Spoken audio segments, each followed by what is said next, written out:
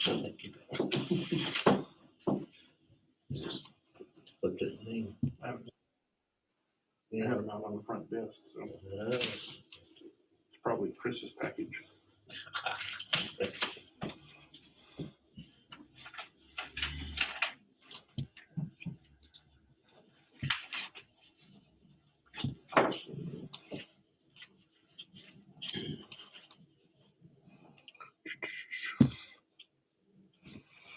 Okay. Well, here's, I'm gonna come in my office and I'm not feeling well, so. Okay. All right. I'd like to call to order the May 5th, 2022 meeting of the Philomath Public Works Committee. And I'll start with the roll call. David Lowe. And here. Matt Lehman is not here. Rick Causey, I'm here. We also have Gary Black and Kevin Fear from Public Works. And we have the tree board members. And I'm sorry if you could just introduce yourselves. Lori Hendon. Lori. Rick Flacco. Thank you, Rick. And we also have with us Gianna Bernardini, who is part of our planning commission, and has also undertaken the Heritage Tree Program. Go to you. Okay. So with that, I'd like to begin with the approval of the February 24th, 2022 and March 8th, 2022 minutes. Councilor Lowe, I wonder if I could ask you to make a motion, and if you have no objections, could we approve both at once? Okay. Yeah, I'd like to make a motion to approve the Public Works Committee minutes for February 24th, 2022 and March 8th, 2022. And I have no objection or discussion items on that. Okay, thank you very much. I will second the motion. And I do have one minor change to the February 24th, 2022 minutes on line 36. I believe the word programs should have an apostrophe there. That's all. Totally missed that one. Which page? That was on page 1 of 4, line 36.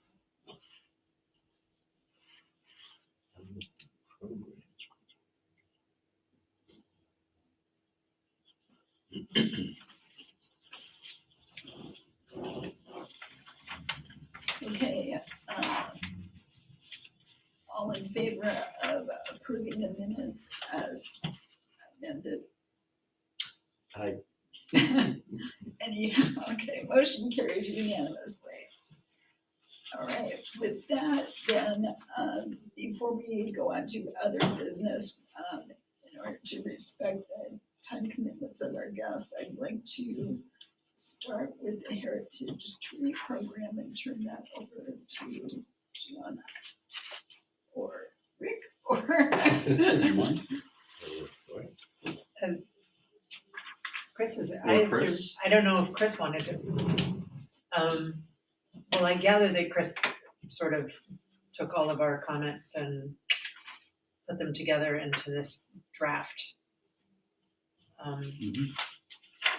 We sketched out, and I guess, I thought it looked really good. I took a few notes of things that I would amend, and I assume you all did too. Did we want to go through it briefly and talk about any adjustments we might have? Sure.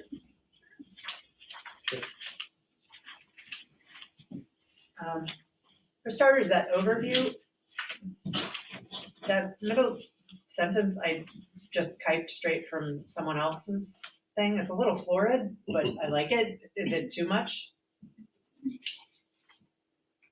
I didn't think it was. It's florid, you're right, but it's nice. And I don't know, it kind of lends itself to that sort of thing. Yeah. Heritage trees. So I think in this context, I don't know that it's entirely out of place at least. I agree. I like the alliteration of confound and astound, but confound, and it sounds nice. Like confounded. I'm what? Well, actually, I'm often confounded. How did that happen? Why does it look like that? Okay, point taken, that's fine. But I don't know. Again, I'm not wedded. It's not my writing, so I'm not hurt by it. Not everyone maybe would read it that way, and I think the normal definition of confound, one thinks to be, confused, essentially. So I wouldn't have an objection if we struck the word, if we struck the word confound and astound, then it would just be that astound. And I don't know how that would read. Yeah. We could go with amaze. Mhm. Amaze and astound. Mm-hmm. Or surprise. Mm-hmm. Or awe. That's awe is nice. Awe. No. Awe-inspiring. Or inspire. Inspiring, yeah. Yeah, Or just That inspiring. inspire and astound. That Inspire and astound. that idea, Mm-hmm. I like that a little better. Yeah. So if I could, is there a process here? So we just agreed that we would strike the word confound and use inspire. Or do we have, I'm assuming we don't have to vote on that, but we're gonna work our way through the document, come to a consensus, and then I think we can. deliver it to staff to revise. I'm assuming that Chris is By consensus. Yeah. taking his notes and Right. doing, there we go. There it Okay. is. Thank you, Chris. So he's pretty good. Looks like you're muted, Chris. Trying to make sure our volume's good and stuff, but yeah, I'm listening, I'm taking notes. We don't need to take formal motions unless there's maybe differing opinions, and then we could take a vote, but otherwise, we just work through the document by consensus. Let's make note of whatever changes we have, and then we can bring those back. That's good. Mhm. Were you all okay with the criteria?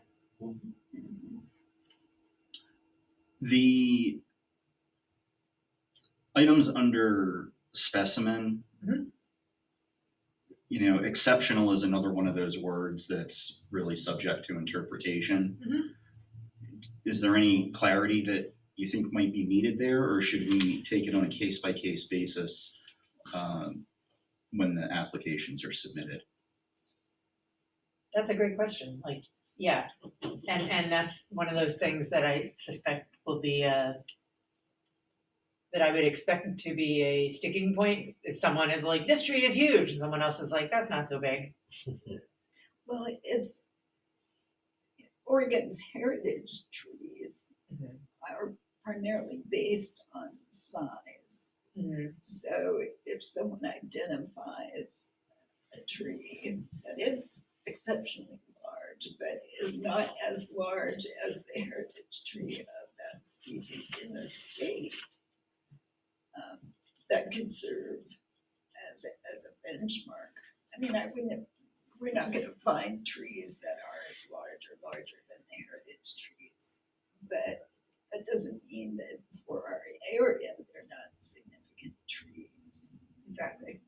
I feel like we're looking for if we're going for largest, if we're going for diameter, we're going for the largest in Philomath, not the largest anywhere, or by any objective, Right.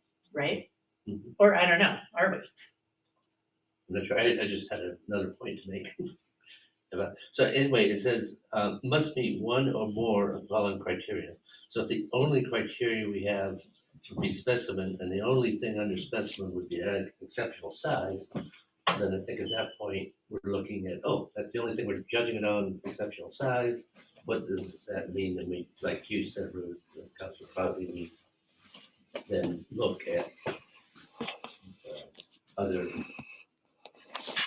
example of that within the program. We take a 5-minute recess. I'll make sure I'm getting feedback that we're not getting volume through. So we just take a quick break Oh, and sure. make sure that people online can hear.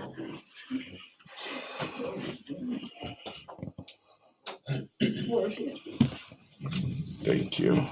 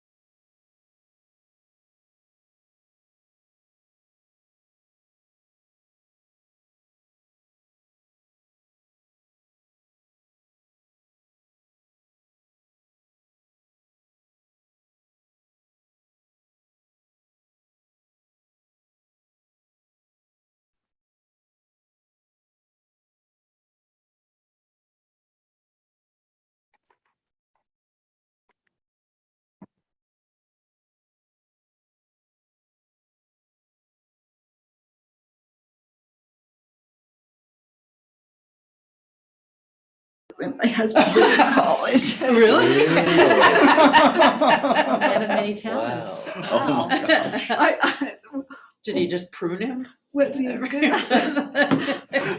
just took out shears. You might just make note for the record that Councilor Lehman's joined us, and then whenever you're ready to start. Welcome, Councilor Lehman. How's Texas? And whereabouts are you? I'm in Dallas today. Oh, Dallas. Oh, Dallas, my goodness. right. Okay, well, I know that Councilor Lehman joined at 5:47. And why don't we resume the meeting now that you've had your history lesson?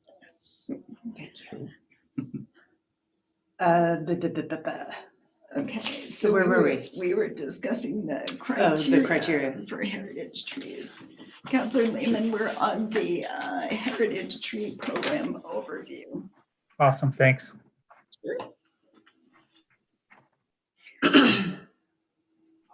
So, Councilor Lowe, you were saying, I'm sorry.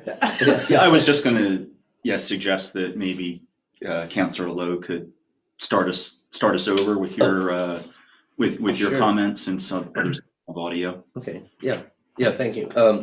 So, Councilor Lehman, we're just talking overview, we're talking about the criteria of how a heritage tree might be designated. And the question was about exceptional size, that possibly that's too broad or subjective term. And I was making the point that the way it's set up is it says heritage trees must be one or more of the following criteria. Criteria being specimen, historic landmark collection, and then under specimen, it could be one of exceptional size or other forms. And my point there was if there was just one criteria that happened to be the exceptional size under the specimen category, that then that could be evaluated through the Heritage Tree Program as a whole as to what exceptional might be in that regard. Gotcha. Okay. Well, I mean, honestly, that goes for for all of these are fairly squidgy. I mean, Mhm. you know, beauty. Mhm. If I think a tree is beautiful enough to warrant, Mhm. you know, nominating, someone else might not. History, I mean, or the landmark. I'm thinking of like the Christmas tree at the museum Yeah. up there, right? Like that's a landmark tree, like it's the Christmas tree for the town. Right. Is it a particularly incredible specimen of it on its own? It's fine. Yeah, yeah. So I don't know, you know, do we want that? I mean, it means something to the community, right? Mhm. It's a focal point. So for that reason, I think it would qualify. Mhm. But you're right, there's a lot of subjectivity in this. So the program itself, so it would be administered by a group of people, by the tree board, say. So if someone believes this is exceptional or a beautiful tree or rare or whatever, they would put it down on the nomination form that comes to the tree board. It's evaluated, and then that process determines, yes, we agree or don't agree. So maybe, so subjectivity is just fine. I mean, I don't think you can quantify everything. Are there some examples of criteria from other cities that have a heritage tree program like Corvallis or Albany? Is there anything more specific that they've found workable? You know, that's a good question. All of them have lists like this where none of them, I haven't seen any that say it has to be a certain anything. They all are similar to this. I don't know if once they get into their deliberations, if they have some sort of chart that they're using to warrant it. My guess is not, because again, this isn't a scientific endeavor. We're not like going for the whatever. It's a little Right. more. Yeah, I was just thinking about what their experience has been and what we could learn from their Yeah, experience. that is in a addressing good this question, exact though. question. I'm sure it's been raised. That would be a good question to ask. Let me. Especially as we get into evaluating Mhm. the individual It's true. applications. It's true. Insofar as this specific section, it may not change, doesn't really, I don't think it needs to change what this says. I feel like we can move forward Right. with that being a question and, you know, evaluate them on a case-by-case basis on the applications. I do foresee somebody coming in and saying, "Oh, we have the biggest oak tree in Philomath," and it not being, and then being like, So now what? Like if you look and you suspect, like, I'm pretty sure I've seen one that's bigger.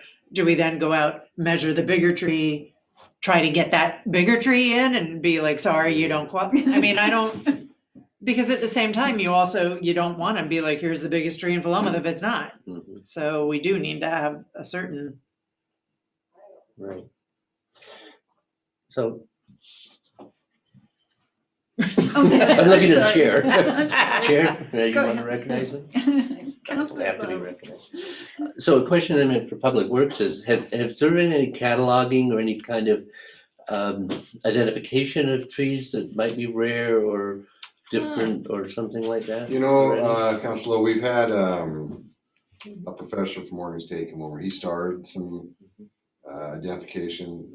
I haven't heard from him probably 5 years, so I'm not sure if he's even still in the biz. Do you remember who it was? He's famous, and I can't remember that guy's name, but Al Shea. I think he was even a Philomath resident, if I remember right. But he came over and him and his group started doing some survey stuff around the parks. Mhm. But I haven't heard anything from him in a long time. So the only tree that's ever been brought to our attention was one out on Grange Hall Mhm. that we went and looked for. Mhm.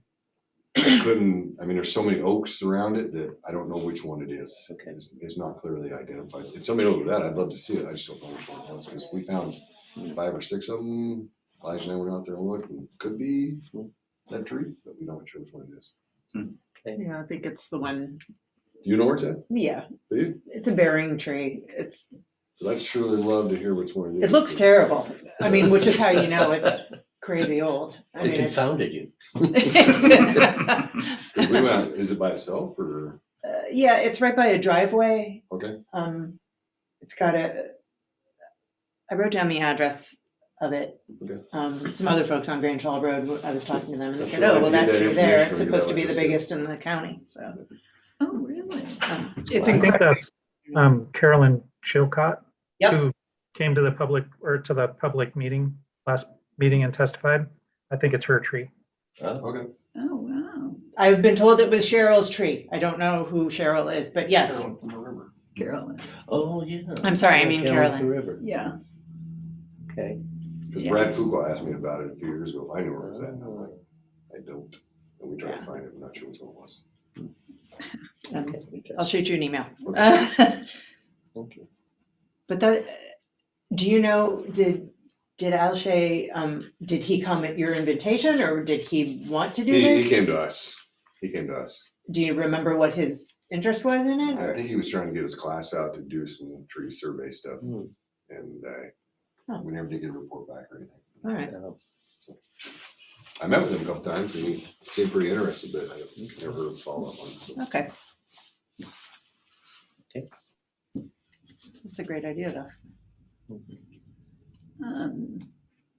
Any comments on promotion of program, solicitation of participation? That seemed pretty straightforward to me, as well as the initial launch. Mhm. As far as, there's a little typo thing in number 2 in promotion.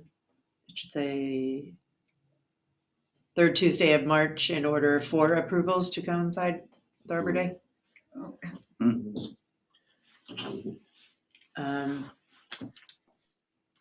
Oh, and I was curious where it says the program will be promoted annually. Does that mean once a year, the program there will sort of be a push? And if so, when that would be?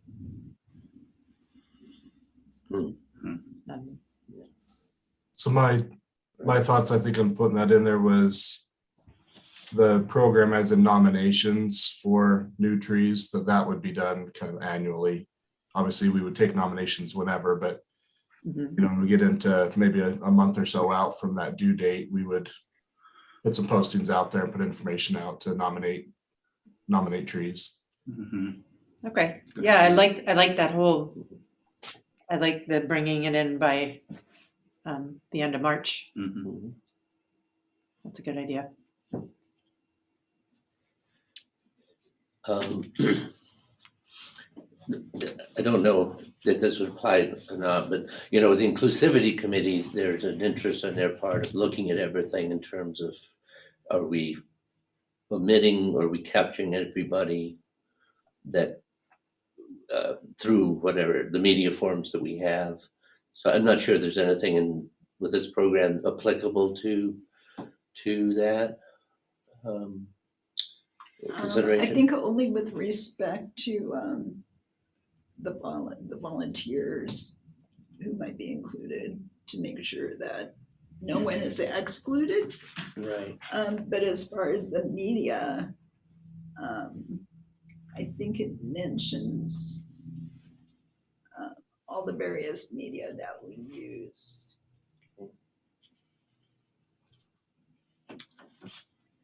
Yes. It looks like there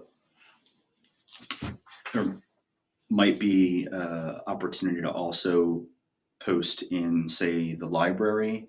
I think is another, please correct me if I'm wrong, is that another place that the city typically posts notifications? We do typically, yes. What was that, Chris? Yes, we do typically post at the library. You're right, though, that's a perfect place for that sort of thing. So maybe we could, There's Yeah. also, this isn't necessarily official, but I'm involved with Florida Community Services, and as an organization, we had 5 programs, but we're trying to also look at being, to sort of capture all of the available things that are going on within this community. So something like this would appeal a lot to the folks that are members or clients of us, like Community Garden and Yeah, Gleaners. I mean, there's just, so that would be an outlet where we could make it available through the PCS communication channels. that's a good idea. Mhm. And even like flyers Right. to post there, the library or Yeah. around town. That's a great idea. Yeah. Or to hand out at the farmer's market, Right. that sort of thing. That's a good idea. Mhm. Do we want to include those specifics in here about the launch, or we just know we're gonna? I mean, monthly, it says monthly newsletter, social media, website. Do we want to list that extra stuff out there? Or just know that that's what we'll likely do. Either put in et cetera or throw them in. Since we're listing stuff, I don't care. Or maybe just organizations, affiliated organizations. Other community outreach. There you go.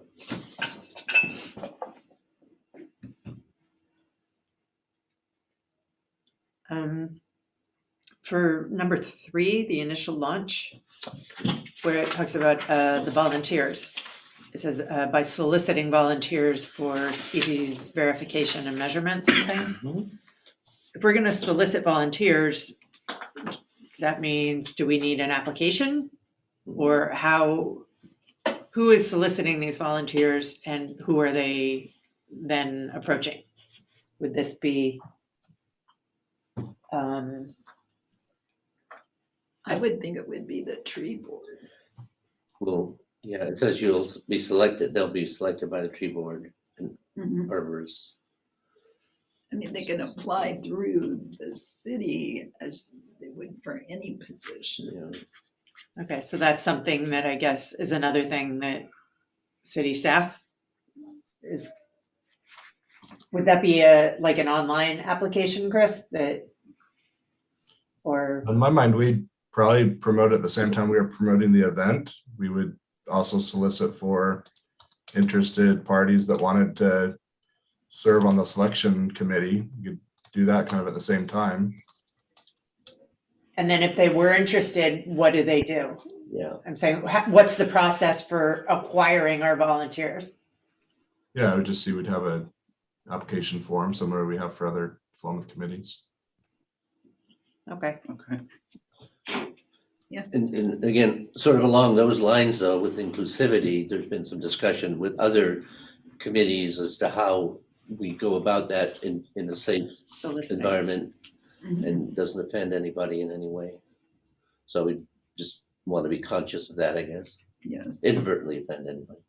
absolutely. You know, I'm wondering if there would be sufficient interest that we would really need an application. Or could we just accept volunteers? Yeah. That's a good one. But you. Well, that's you another were question, saying like that- how, I don't know, how big, How many people are Mhm. volunteered as solicitors? Yes, sorry. I mean, I like the idea of including anyone who has an interest, enough interest, but maybe there's a limit as to size, and so Yeah. it's the first 5 people or something like that, Mhm. Mhm. rather than come one, come all. a group that is it just gets bigger and bigger, which would be wonderful to know that Mhm. that there's that much interest, but Yeah. that has True, I have no idea problems. what to, and, what to expect, but you're right. Yeah, I'd shy away from picking the first to apply, but I think having an application form and submitting those, and then what we've done on other committees is just do a random selection, right? So you decide you want 4 spots and you have 5 openings, you extend it to 5. You have 4 slots and you get 10 openings, you randomly pick 4. So, we kind of play that by ear depending on how much interest there is, but typically first come, first serve doesn't feel very fair for folks. So we find a way that seems fair. That's Right. true. Yeah. recall having to recently accept late Right. entrance. But it's good to learn those lessons from those experiences, though, that, you know, What works adequate and notice, and then what happens if somebody comes in late, and how do Yeah, we do all of that? yeah. I have a question Yes. on the staff side. So we talk about the tree board as being the members that are vetting these applications. Is that going to be an additional task? Because the tree board originally was brought on for, you know, the public works is tree board. Is this going to be an additional task for them? Because I got great tree board members, but we've had a lot of years where it was pretty slim pickings getting tree board members. I don't want to scare off any potential, because Rick and Lori might leave tomorrow, green pasture somewhere else. I mean, they're great, but I just want to make sure if that's going to be additional task. You aren't better anywhere else. You know, I just don't want to Pretty green scare around somebody off if they're all of a sudden they're going to be running the tree heritage program or what have you. So that is a pretty daunting task, you know, a lot more than what they're doing currently, you know, so. This is true. We're taking on a lot more responsibility. So I want to make sure that if that's where we're going, that's, I appreciate you raising the question. Lori and Rick, how do you feel? I mean, is that something that the two tree board members want to take on? I mean, now you guys, but future people I'm thinking about as well, so. Well, it would be good to be clear about, I think the main function of the tree board has to do with our designation as a tree city through the Mhm. Arbor Day Foundation. Yes, You must yes. have a tree board. Mhm. And up until now, the tree board's function, as far as my experience has been when there's been a question about a tree, Mhm. then there's citizen input in the form of the two tree board members. Yes. So it would be an expansion of responsibility quite a bit beyond what the original tree board is supposed to do. You know, personally, I think that this is such a wonderful idea, and I love anything which encourages citizen participation in the city, that I personally would be willing to add on to responsibilities. Okay. But it might be helpful to have another member, and I don't know what the requirements are for membership of the tree board, so. Yeah, I largely agree with what Lori said. I'm definitely willing to put the extra time and work in to establish the Heritage Tree Program and get it off the ground, and also participate in any of the ongoing needs as described here that we're working out, having already read through this.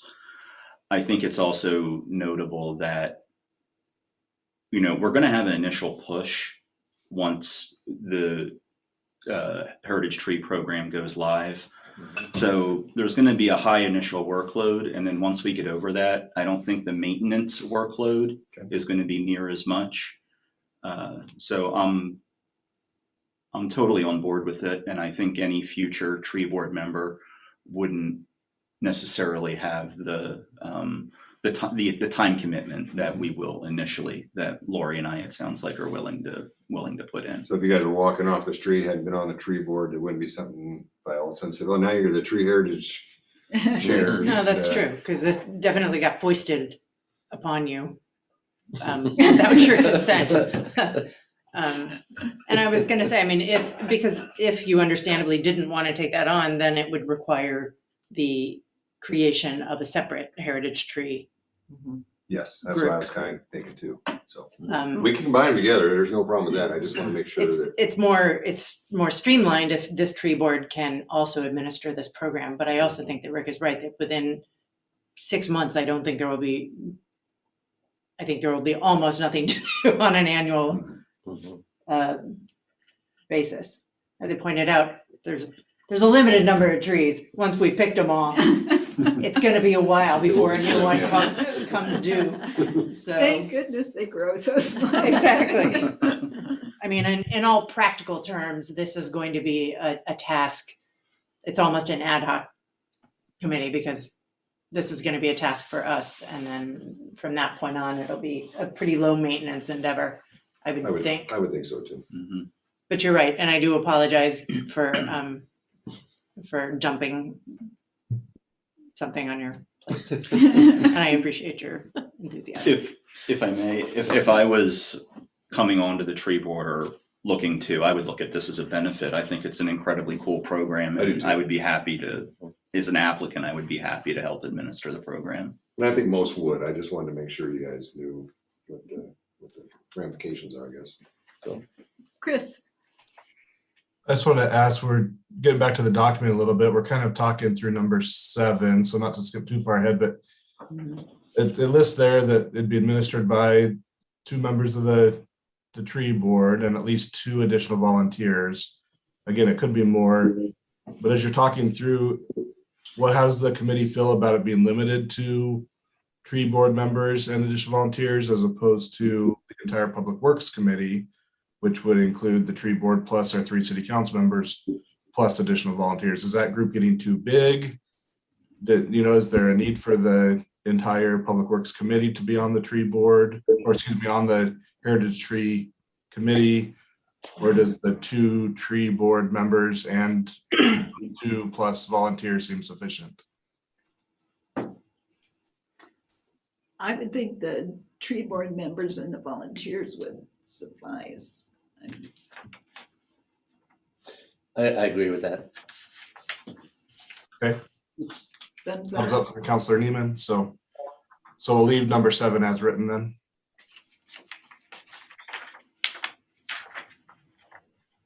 Unless, I mean, do you want? Is that something that you would want to be a part of? I'm assuming oh. not, but I don't mind having him for, I guess I'd like to stay as a tree board, let them have the input on it and let us know what they want us to do to help. So I would say probably not at this point. So where it refers to Heritage Tree Committee, should it just still be the Heritage Tree Board in order for consistency? Or is there a different committee? that's a good I point. think the Heritage Tree Board is fine, Yeah, maybe there shouldn't, well, but the board members are appointed. The committee members or the volunteers would be selected. I don't know that it makes a huge difference, but maybe to distinguish between the 2, perhaps committee is better. so the Heritage Tree Committee is a subset of the tree board. And really it's serving as an ad hoc committee. So I would leave it as a committee because it's really, there's no intent that those volunteers are going to serve multiple years or not. They might, Right. but it's really just an ad hoc committee that's meeting once or twice a year to review nominations. So I would stick with committee, would be my recommendation. Okay. Thank you. With respect to creating a web page, I'm sorry, would that be a page that is within the city website? Yeah, I think would be like a subset under the parks page, for example. Thank you. Councilor Lowe. Well, it just got me thinking when you talk about subset, and this is more of a general question, I guess, is we have our committees, we have our ad hoc, I mean, do we have any sort of schematic that says this is the hierarchy of everything that we have and what's underneath everything? It just, Yes, sometimes I get confused, but do we A have? flow chart would be handy, wouldn't it? A flow chart, there you go. Yeah. we do. I don't think I've seen it since Citizens Academy. but Exactly. I know you present one there. It's the relationships. Yeah, we've got it. I don't think we've updated it since we've added the inclusivity committee or some of the other ad hoc committees. Be good to Yeah, have. we could take a look at it and update it. As far as city staff needing to create all of these things, I do know that, like, for the map, I brought this up before, I have a good lead on a person who could do a map for us. I mean, depending on how involved. I don't think city staff necessarily needs to do all of these things themselves. I think volunteers can take some of that. Mhm. Yeah, we'll take the volunteers wherever we can get them, but at the end of the day, Chelsea or Or somebody's need to drop it onto the website and stuff, but yeah, the more that the volunteers And can. the creation of the map could possibly be brought and dumped. Yep. I just wanted to double check understanding that the volunteers referred to in number 3 are the same volunteers referred to in number 7. So there's solicitation for volunteers in number 3, and these would be volunteers who would serve on the Heritage Tree Committee. I assume so. Is that correct? Yes, that was the intent. Yes. And the volunteers should have some kind of connection with trees, either, professionally or interest-wise. Well, that's why, Chris, when you were saying that we should just randomly choose out of the applicants, in that case, wouldn't we want to be very careful about who, like if we needed, a person with some serious tree knowledge, it seems like we would want that person over a person who doesn't know anything but just likes trees a lot. Yeah, I mean, the criteria under number 3, it says volunteers will be selected by tree board and should be arborists or otherwise interested in and familiar with trees. So didn't want to set the stand like you have to be an arborist to be one of these volunteers, but hopefully there'd be some self-selection there, if you felt confident in what you're doing. And again, we can work when we get to the point of actually writing up that application. We can be a little more specific about what types of individuals and what type of familiarity we're looking for. So again, people can kind of self-select a little bit. Mhm. I don't know that we need that detail in the overall program view Okay. here, but when we get to the specifics on that nomination form or application form, we can be a little more specific at that time. And again, we'll bring that to this body to look at that application form before it goes out. Okay. I really like the number 4, the geographic area. I like that Mhm. sort of a generous definition, but also with a boundary. Mhm. I don't know whose contribution that was, but I thought that was a good Yeah. Thanks, Chris. compromise. As far as the, going back to number 3B, talking about soliciting volunteers from the high school forestry club, do we have a board member who might be willing to spearhead that?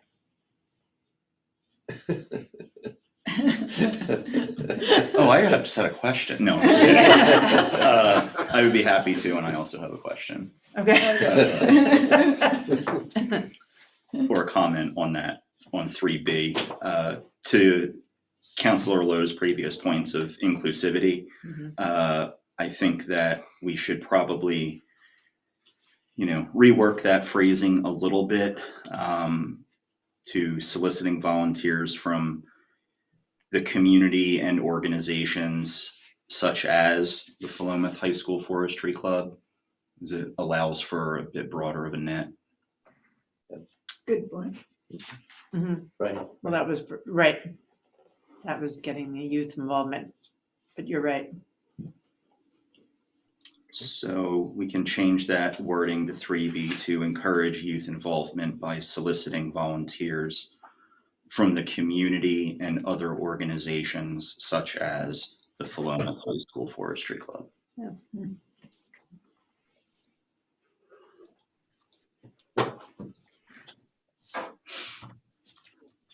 Got it. Okay. We've kind of jumped around a bit. I know, sorry.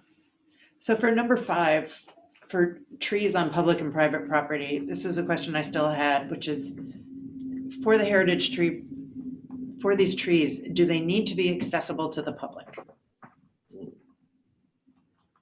I don't think so. Like if somebody says, I have a huge tree, it's in my backyard, I don't want people coming through my backyard though. I mean, the concern I have is that if, for example, if we have some sort of a list or a catalog of our heritage trees, which I would expect we would, if there are some of these on private property, some people may not want to be listed. So does that mean that we lose those trees? is this a de facto, they're going to be trees that the people are okay with? Counselor Lehman. Yeah, I think you can make that part of the application and just request at the time that they want to allow people to come visit the tree on that specified time. And if they don't, then maybe you don't put them on the map, but they're still on the list of Oh, trees. that's smart. Chris. Yeah, I think at a minimum, you should say they'd be willing to have it available at least once a year for the Arbor Day bike ride or whatever event that we're going to do in affiliation. I mean, it's not going to do us a lot of good to have an extra 10 trees on the list on the website that nobody ever gets to look at other than on the website, right? I can Google search a large cedar specimen without having to know that it's in Floma somewhere. So I think at a minimum, you'd want at least an annual event where people would be able to have access to the tree to be able to see it. I don't know. I mean, it could be a secret menu of like the trees no one sees except. I mean, I do think there's benefit in knowing, if there's like a gigantic madrone that isn't publicly available, but that has been verified as being there, it still counts as being a part of the tree community in this town. I don't know that this is going to come up, but I expect it will. Well, it may be worth a spot on the application form. I'm just looking at it right now, the sample form that put together for the nomination to indicate whether or not are you the tree comfortable? is publicly accessible throughout the year, special events only, by appointment only, all that kind of stuff. So we could capture that information on the application or the intake form. Yeah. And the owner's signature under, that to give permission, by signing that form, they're then agreeing to those conditions, I would think. Right. But again, people might be comfortable saying, yeah, you can see that I have a heritage tree. I just don't want people knocking on my door in the middle of the night asking to see it. Yeah. But I think enabling people to have a heritage tree without it being public knowledge, I think is still worth having. Yeah. I don't know. Okay. Well, if it's part of the intake form, then the selection committee can determine whether they, that could be one of the considerations, I guess.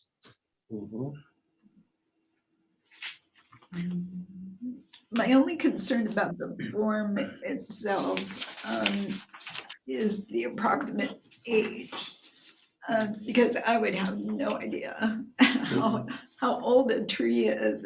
It might be more appropriate to ask what the circumference is or the approximate height, and I know that's captured elsewhere, but I think some people know because they've been told, because when they bought the house, they were like, this tree is, some people do have knowledge of that. I don't. Although I also recently saw a tree that, did I tell you this?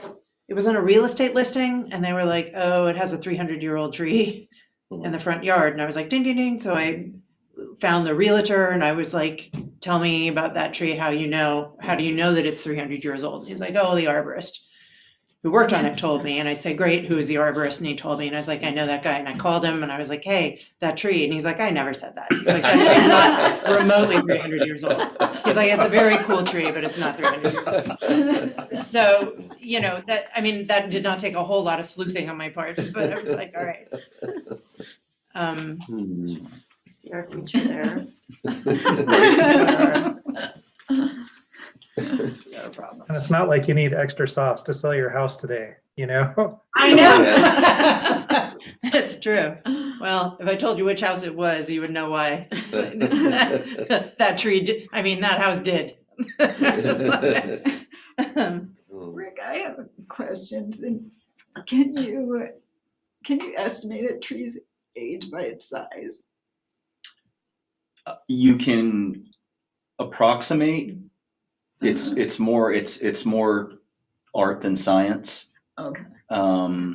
because you get into different site conditions, cause trees to grow at different rates, Yeah. et cetera. Okay. The only way to absolutely verify the age of a tree is to do a core sample. Yeah. And that's, I think, outside of what we're trying to accomplish here, so. I agree. Thank you.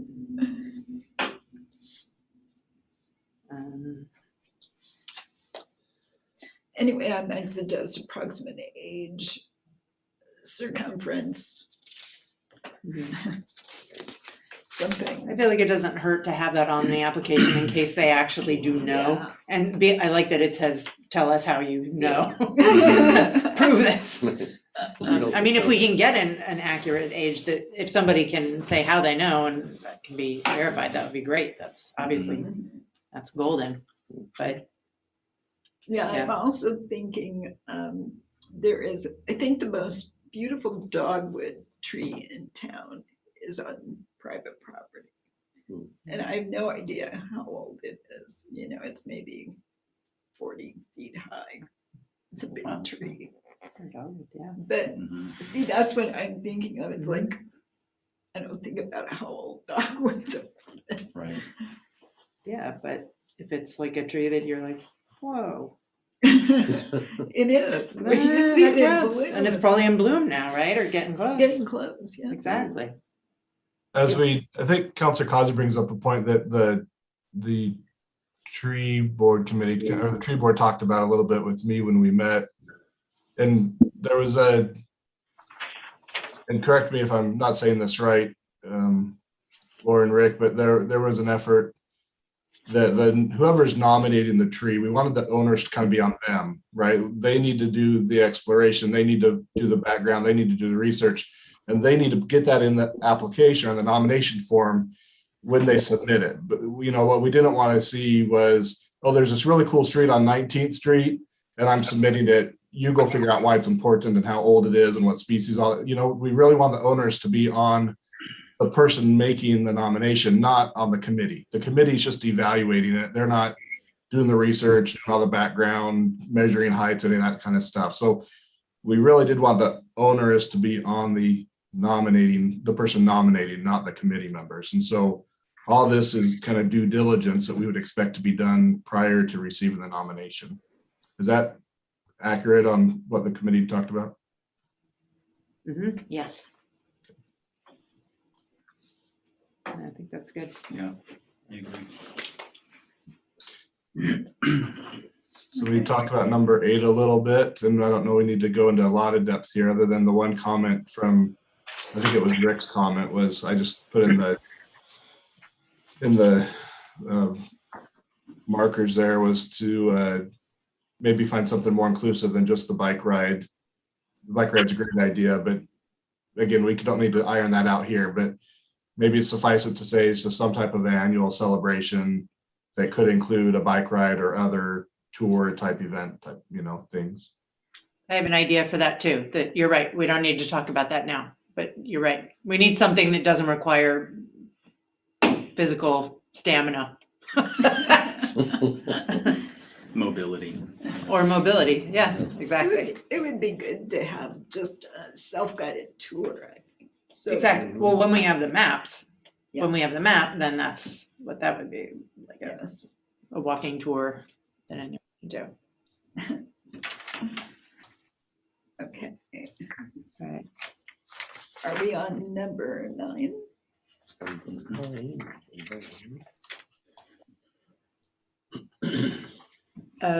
Yeah, so Chris, do you have a sense of how much these plaques might cost or what would be a reasonable amount to ask?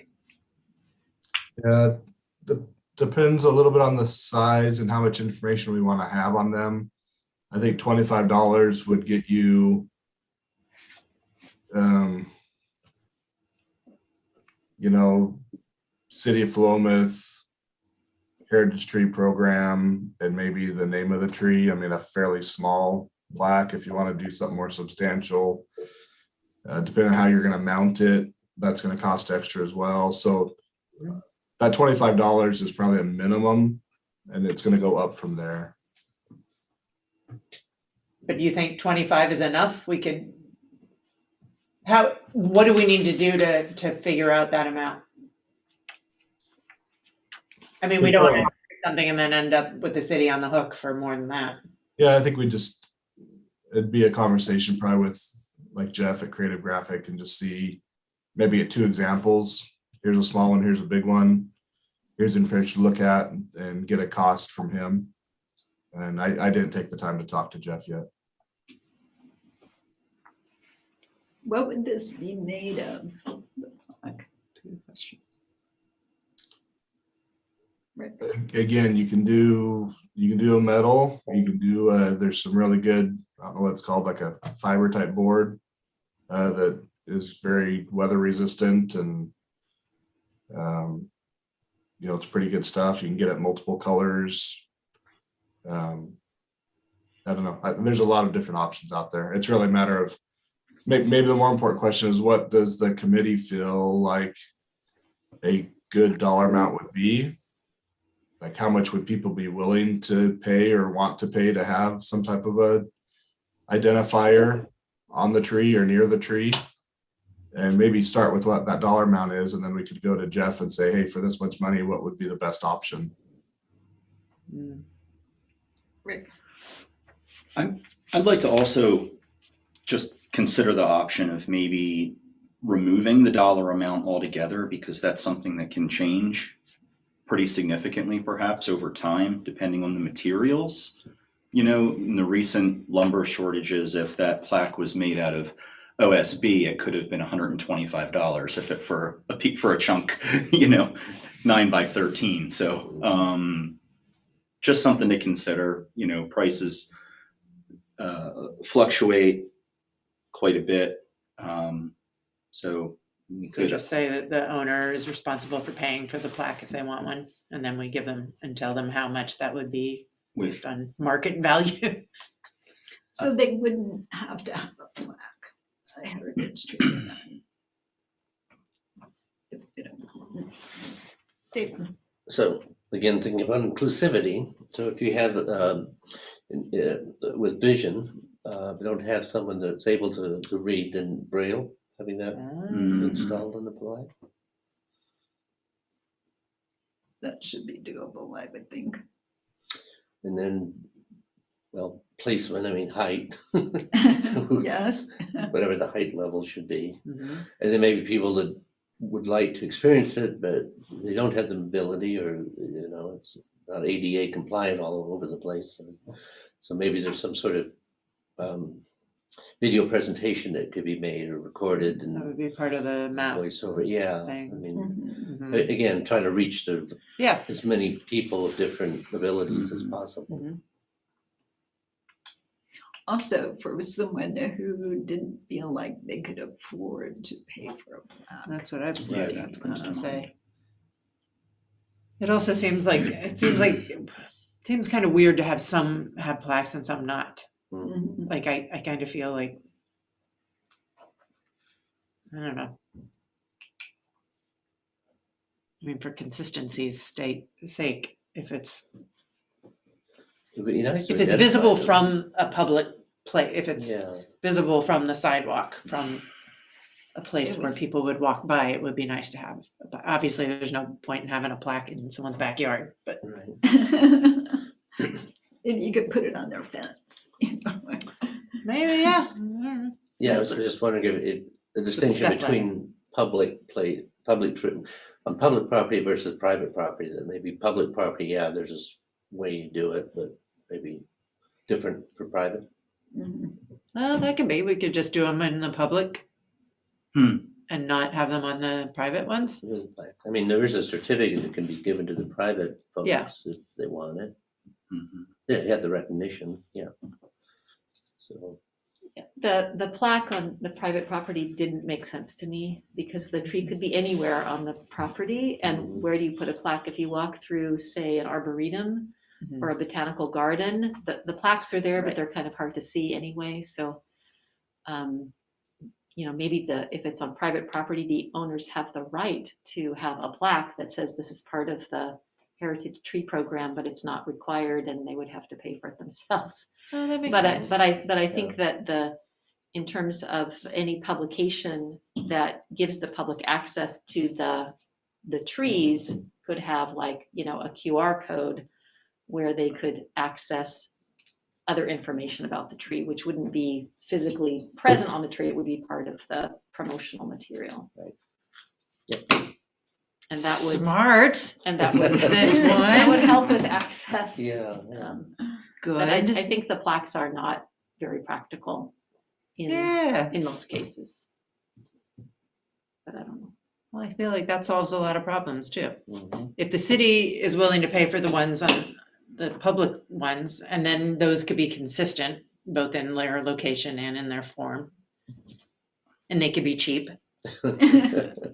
And then the public, if they want, they can have one and put it where they want it. But Gary, did you have a comment? I was gonna ask, I mean, we have a budget. I don't think we've talked about any heritage tree plaques. Mhm. So we'll have to either get that amended or wait till next year or whatever. I know Kevin's got some discretionary money to move around, but I don't think we have that much. Counselor Love. So a thought there is kind of like we do with the flower baskets in the summer, if you could solicit donations for that. And there might be enough interest, oh yeah, I'd like to sponsor the plaque or tree or be part of that. Oh, that's true. Good idea. this plaque brought to you by. Right. Got corporate Sell sponsors. advertising. The Doritos plaque. Exactly. Doritos presents Cowboy. this redwood. Right. You know, that's not far-fetched. I've got a group that wants to put Frisbee golf signs up down Mary River Park. Oh, really? And a company's paying for those and they want their little logo on there. So that is an option. So, because the city doesn't have funds for it, so they're donating these. So. Okay, that's good. Yeah, Interesting. big business. Okay. Any other comments on plaques? No. So what I'm hearing, I'm just gonna remove the phrase, it'll just say private property owners have the option to have a plaque installed. I'll just remove of paying $25, blah, blah, blah, blah. So I'll just read, they have the option to have a plaque installed by the city or owner at the side of their tree and just leave it at that. So it's an option, but there's no dollars involved or no specific dollars amount. And when we get a cost there, we'll just tell them that that's the option with the cost. No, that's a great idea. Great. We could probably spring in the budget. Kevin probably has enough budget for a certificate. We can do that. On our coffee machine. Need donor. Your donor budget. So number 10, Yes. there's a pretty good conversation by the committee about this. I think I captured it. Kind of the consensus where we ended up there. We didn't want this to be too strong a language where a homeowner lost any amount of their property rights. But we did want to encourage, meeting with the program, the committee, and making it optional. But it is just a voluntary program, and we didn't want anybody to lose any of their private property rights by participating in the program. I think it's very well worded. Mhm. I do too. Okay. I would simply, for the last sentence, I would like that to be worded more like the Public Works Director or representative will discuss plans for removal with the tree board we'll discuss plans with the tree board prior to the removal of a So you don't want it to be. I don't want it to after be the like, fact. yeah, oh, we took this tree down because of this or that. I would like there to be, before anything happens, I would like, before any heritage trees are removed by the city, I would like it to be brought to the tree board first. That's pretty much our We do standard that for for any tree every now, tree. other than the fact that if it's hazardous and gonna fall down, Right. then we take it down immediately, but every other Okay. tree comes to the board. Okay, So you can just put, yeah, Representative, we'll discuss plans to remove the tree with the tree board. Counselor Lowe. Just the thought of making it, so there's no misunderstanding by the person, the private property owner that is agreeing to have a tree nominated. On number 5, we say the property owner must sign the nomination form for private trees. So maybe the nomination form itself could talk about the removal of the tree. I mean, sort of incorporate that you're strongly encouraged to, if you subsequently want to remove it, here up front, what our expectations are. that's a thought. Good point. Yeah, and I'd actually thought about moving that signature line to the bottom of the form anyway, rather than having it kind of there in the middle, which is odd. Mhm. So we could do tree description information, then have a statement about, maybe after number 7, there, under that, above the bold, there could be another line that talks about strongly, that same language, strongly recommended to discuss plans with the tree board Yeah, prior to removal, yeah, and then have the signature underneath that. yeah, that makes sense. Kevin. Under that same number, what is the reasoning behind the Public Works Director signing that public nomination form?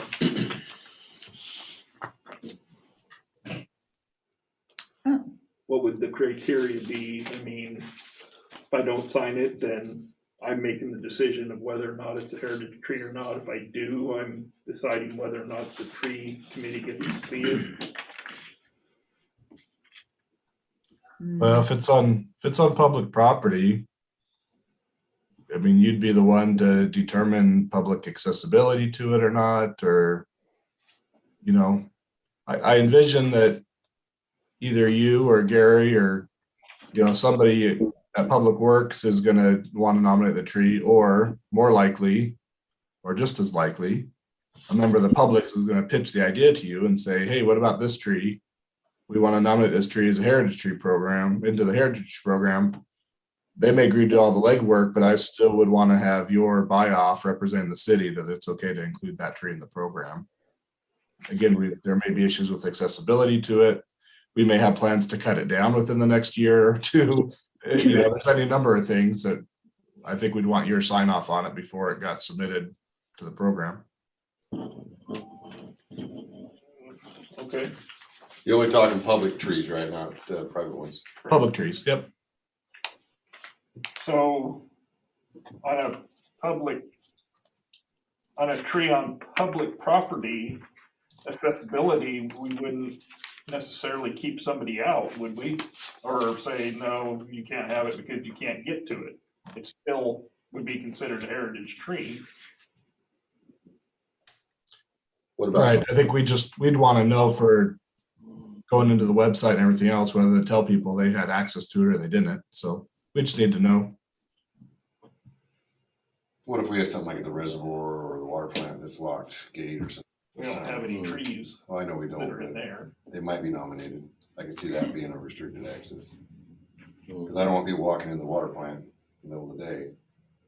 But at that point, it'd be kind of more of a private tree because that's city property, not public property. I don't think you're walking a fine line there. I don't want to say, no, there's no accessibility here and say, no, I'm not signing this and then have it come back on me saying, well, why not? And have to go through all that. I think the committee is the committee that needs to make that designation. Yeah, you just say that access was going to be limited, but it could still be nominated.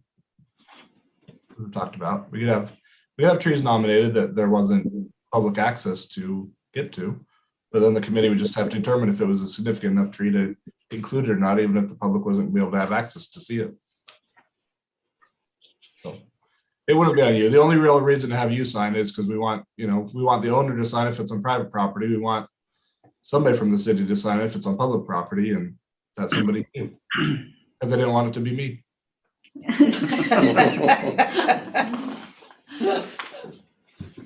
I don't think the ball's done rolling here, Kevin. You can roll it down to me. Well, I don't want to put you into that either. When I take the beating when you're done. Goes back up.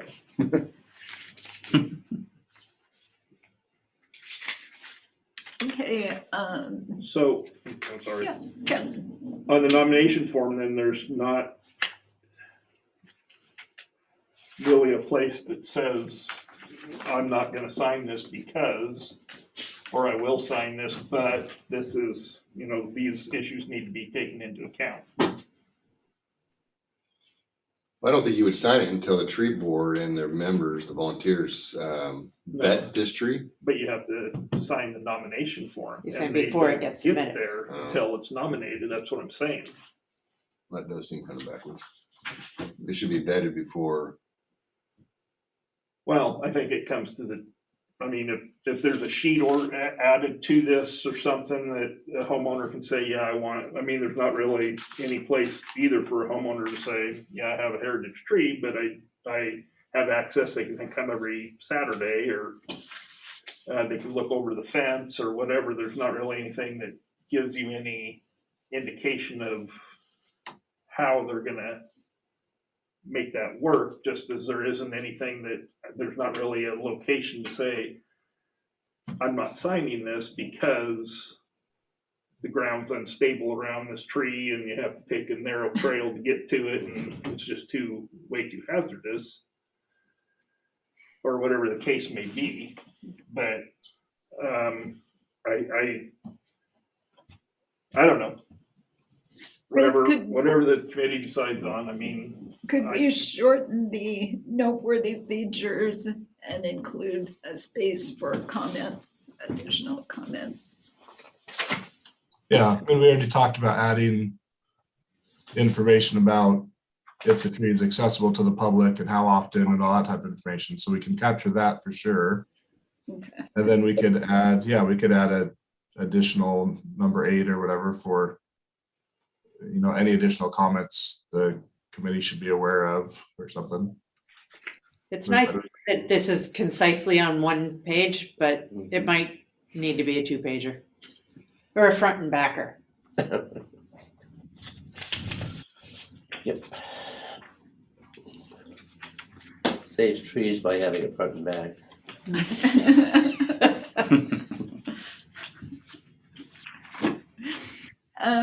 Thoughts about next steps?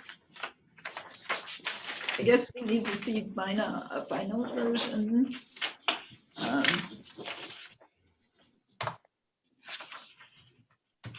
see. Yeah, I can bring a final version back to this committee, or I can make the changes that you've talked about tonight and just bring it in front of the city council. Are you comfortable with that, or do you might want to have a last look? Yeah, I think could it, you'd want to review it one more time, just in case. yeah, when you do the final draft, could you just email it to us? So we could just look at it and be sure and then take it to them? Yep. Is that a yep or a no? Yes. I wouldn't say nope either. That's not a word. So looking the next council meeting, we're gonna have a shorter council meeting on the 23rd. So I could get your draft version back next week, and then we need packets to go out on the 18th. So I'll try to give you at least a solid weekend plus a day or two in there to provide any last minute feedback. And then I'll plan to put it in the council packet on the 18th for the meeting on the 23rd. Does that time frame work for everybody? Mm-hmm. That'd be great.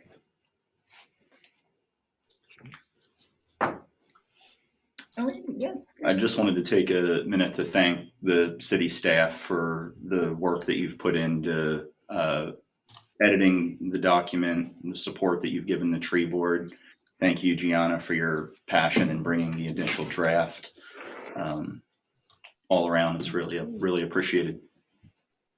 I assume Gianna's one of the volunteers for the 2 position or 5 position, whatever you guys decided. I may apply. Okay, There you go. I would hope so. But yeah, likewise, thank you.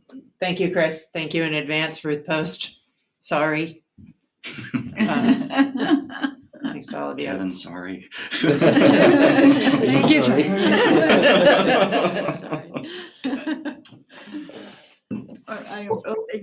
Thank you very much. If our tree board members would like to stay on for the next part of the meeting, you're welcome to. If not, you're welcome to bug out to Councilor Lowe.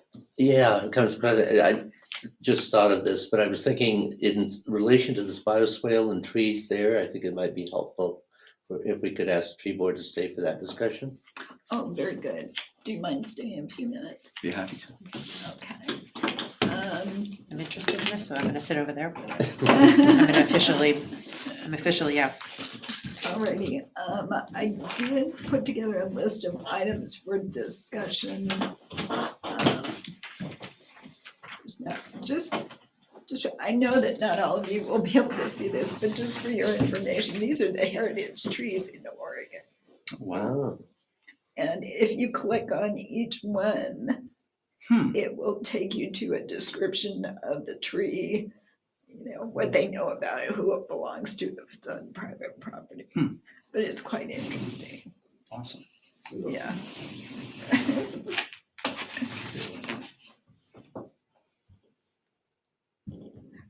Did you find that just via a Google search? I found it is in under Oregon Travel Information Council. This is their website. And I found it when I looked up Maynard Drive.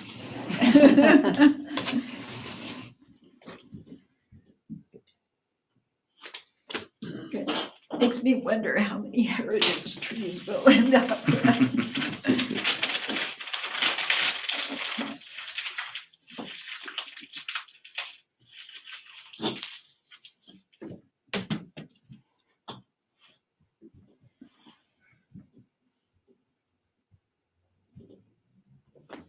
Okay, so the first item was the bioswale trees, and Kevin had provided an email which describes all of the information and all of the effort he went to share information with Councilor Nielsen on the number of trees and how he went about counting the trees. He and Gary, I think, both counted them. So maybe if you can summarize that for us.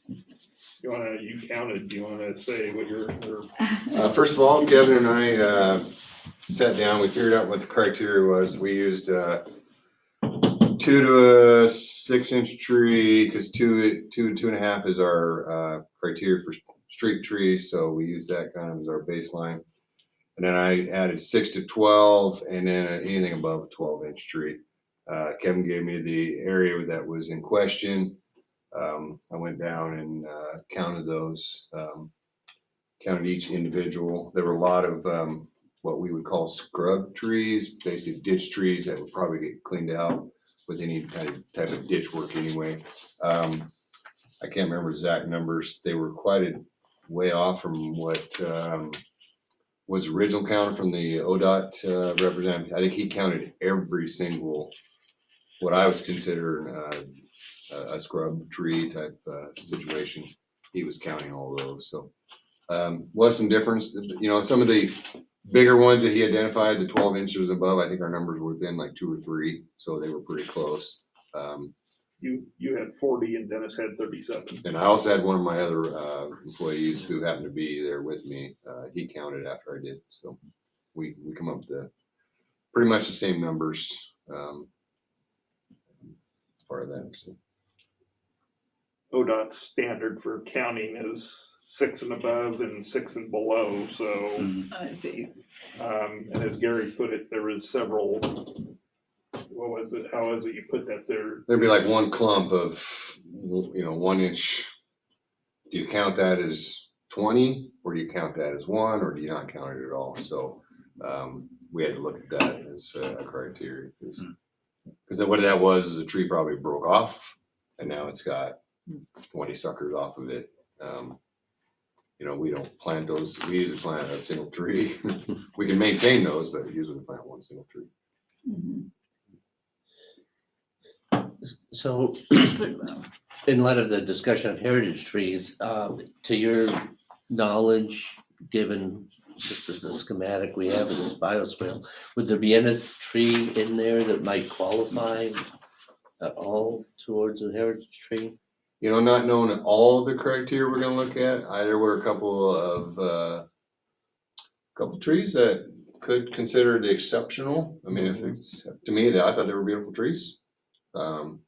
Not gonna sit here and say they weren't, but I don't know all the criteria we're gonna finally Right. finish with.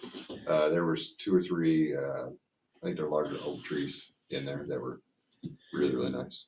So do we know, is there any discretion? I know trees have to be removed and the bioswale made, but is there discretion as to which trees can remain that might be, well, it's part of the initial overview, let's take it out, but you get into it and say, oh, no, this tree really has character, let's leave it.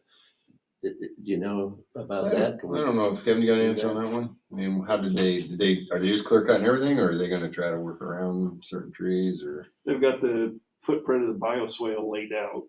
Mhm.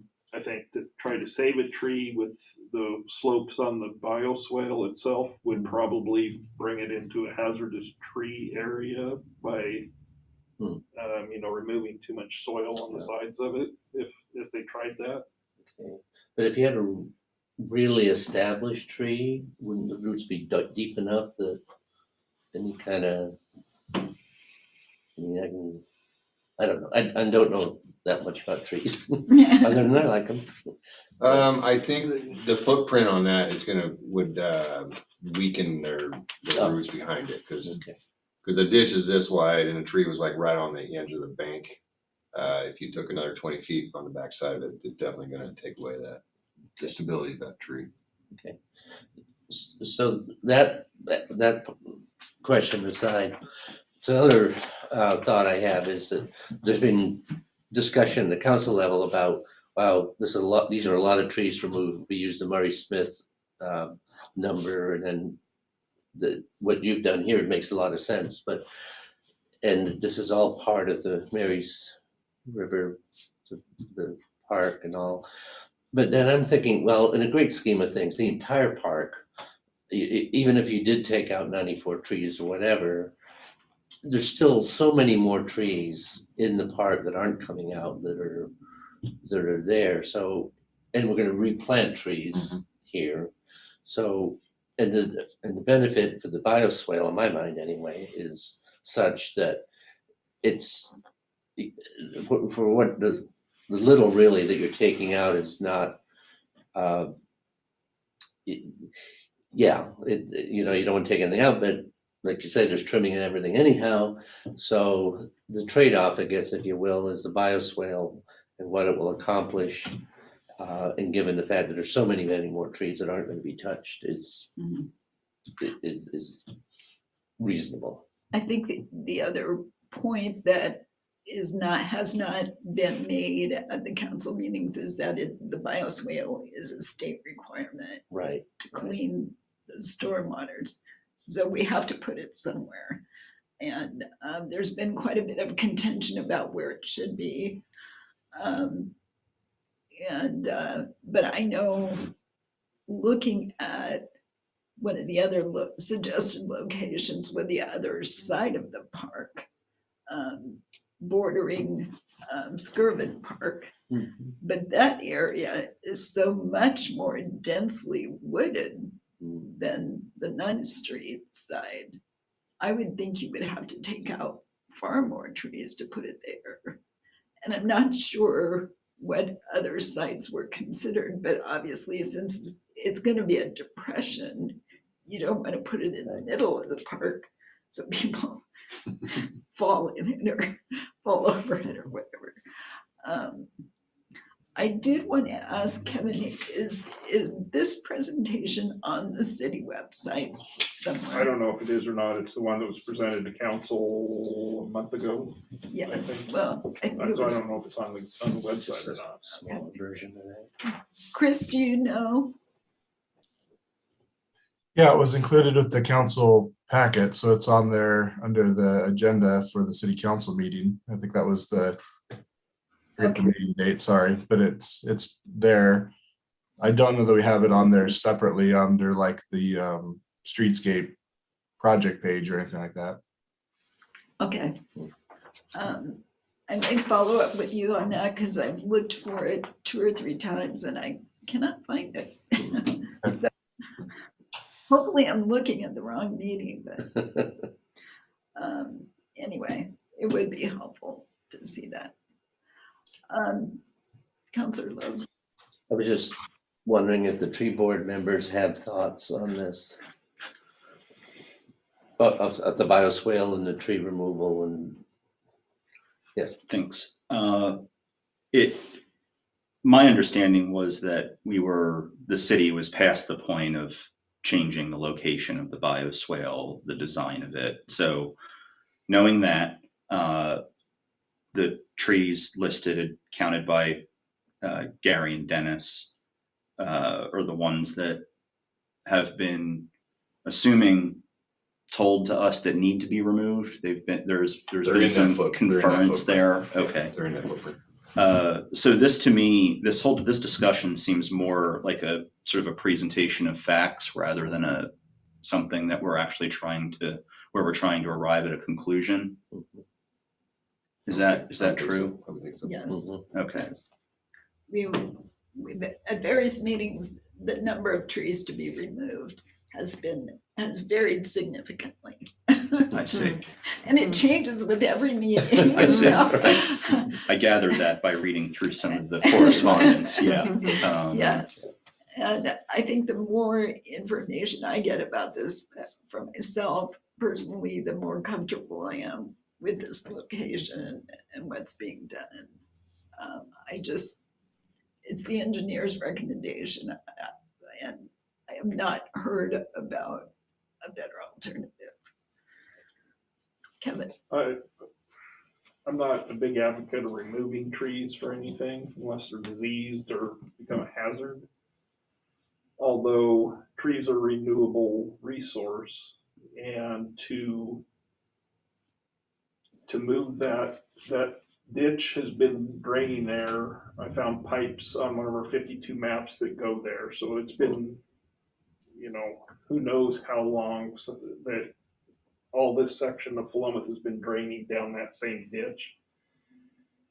To redirect that ditch and move it to another location, we could probably plant trees every 10 square feet in Marys River Park and still be cheaper than what it would cost to divert that ditch somewhere else. Mm-hmm. So we're gonna be planning our plan, which isn't in writing or anything anywhere. It hasn't come up. It's one of our tree planting things, is to plant the trees around there and around the reservoir where we have room. Mm-hmm. Rick? Has there been any discussion about what to do with, say, the 12-inch and larger trees when they're removed? The trunks, are they viable for milling? Can Public Works use that for any city infrastructure benches? Is that something that the high school might be able to use for some of their classes? In that, or will they just, they'll I just don't come and know do it? how the engineers have written it into the contract that'll be let out for the contractor. Many times if they are the contractor, if you present a project like this, they have the ownership of those trees, and they'll either give them to their employees, donate them somewhere else, or have them milled if that's the case, unless something is specifically written in to the contract, in which case then we would probably have to go in and remove them prior to any any work that gets done. Go ahead, Rick. Has the contract already been signed? No, I haven't Is- gone to bid. I mean, just to say that, you know, I've seen a lot of really, really nice trees get bucked up into firewood. And, you know, given that these trees are, I mean, owned by the city, but also owned by the citizens of the city because they're on public property, it would be nice to find a way to preserve some of the wood for use. It's quite possible that, I don't know exactly. I would guess that the contractor that gets the project to do the work is not gonna be a bioswale contractor. It'd probably be somebody more like Knife River or Caney Excavating or North Sandium Paving, somebody that specializes more in asphalt because it's mainly a street project.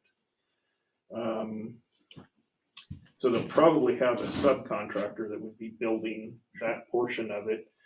And it's possible we can always go down there and talk to them. It wouldn't be the first time, but if they have no plans for it, PYAC, or not PYAC, well, PYAC gets trees, along with Community Services gets trees. We can certainly talk to them and suggest or ask if they can do that. That's a great idea. Rick. Yeah, Could I volunteer to be part of that discussion if you, at your desire, if you wish, I'm happy to meet with you or the contractor down there at your discretion. Sure. So feel free to reach out. You know, it's also possible rather than hiring a tree company, they're just going to come in with a bunch of excavators and just start knocking trees over. That happens pretty frequently also, so. Well, and to be honest, those 12-inch trees are beautiful, but they're surrounded by, 30 little sucker trees that I think that it'd be hard to get to those without just coming in and. Understood. You know how it is, grubbing a site. Sure. So how much do you put into, how much value are you gonna get out of that site, or out of that tree if you try to save that one tree when you gotta come and grub everything around it? Then you gotta stop at that tree and do what you gotta do. Absolutely. So if they have a contract, they're gonna come in and say, 2 days, this done. You know, we might be a week and they're trying to save 3 or 4 trees, so. Time is money and the contractors will. I mean, that's what they're in it for, is to make a buck. So they're, they're in, like Gary said, to get it cleared and move on. And Right. it could be that they say no, or they might have a soft spot and be able to do something with them, or then it might end up being a change order. It's hard to say. Could you go in and cut down those trees first and I pull think them out? you could do that, but getting them out of there is gonna be a time consumer, because where they're at, if you follow them down into the park, there's a lot of stuff around them. I don't know if you crane them out. If you don't want to cut them up as firewood, it's gonna be a lot more effort. But nothing is not doable. I mean, it's always something to do.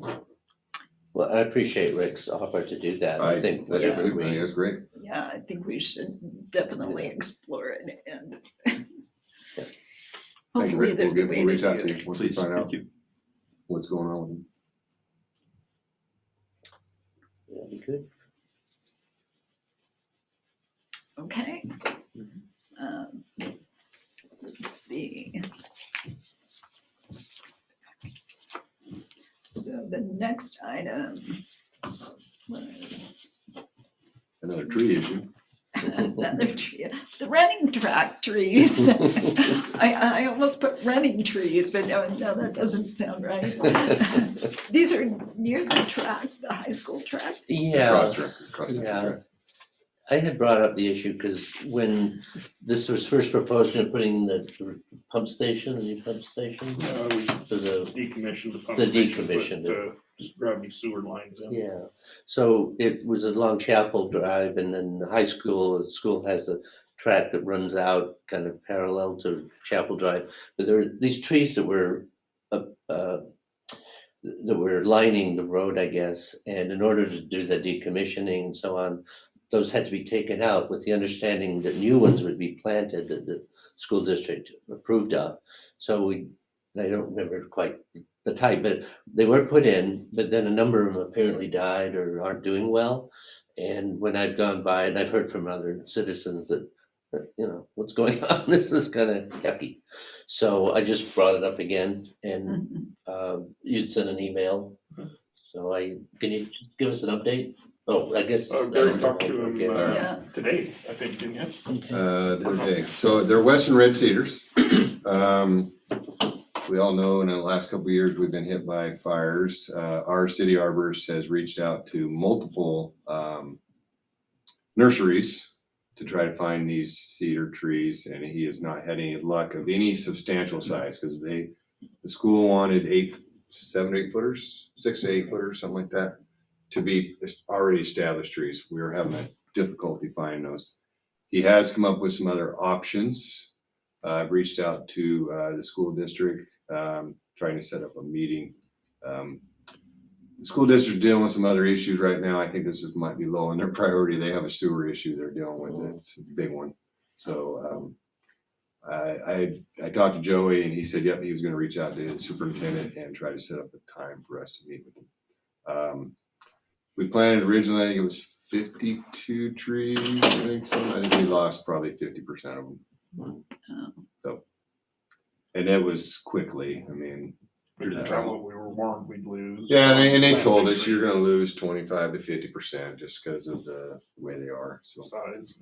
And that was from replacing infrastructure. yeah, we didn't replace, we put in new infrastructure. Oh, okay. There used to be nothing there, and then we had to put a gravity feed. I get a little bit, I talked to Lige about other species, but the school district's pretty set on cedar type trees. We talked about some pines and some firs and stuff like that, where you can get a little more accessible, but the Western red cedar is apparently really, really difficult to get in any substantial size. So I don't know if you know that to be true, Rick, but that's what I'm getting from my guys. They're hard to I find. would take their word for it. They're hard to find. We have, I know he's reached out to multiple nurseries, so Yeah. I'm just kind of waiting to hear back from Joey and the superintendent, see if there's other options. I just recommended it's called the incense pine tree, or cedar tree, or whatever. And he says, to the naked eye or the person who don't know trees, you might not really know the difference. But if they want Western red cedars, it might be a little difficult. So, but yeah, we're working on it. Okay. We do know. Thank you very much. Good. No, thank you. Appreciate the update. If I could add, Councilor Kazi, I did get confirmation back from the county here last week that they are not going to make the 2022 construction season for their improvements to Chapel Drive. They got a little bit behind on some permitting for the culverts and some other things. So they're going to be looking construction for this is a project that goes from Bell Fountain all the way to 19th Street. That'll be summer of 2023. So next summer. Okay. That's when the bike ped path is going in there along the middle school. So that'll be in sync with the tree improvements we're doing.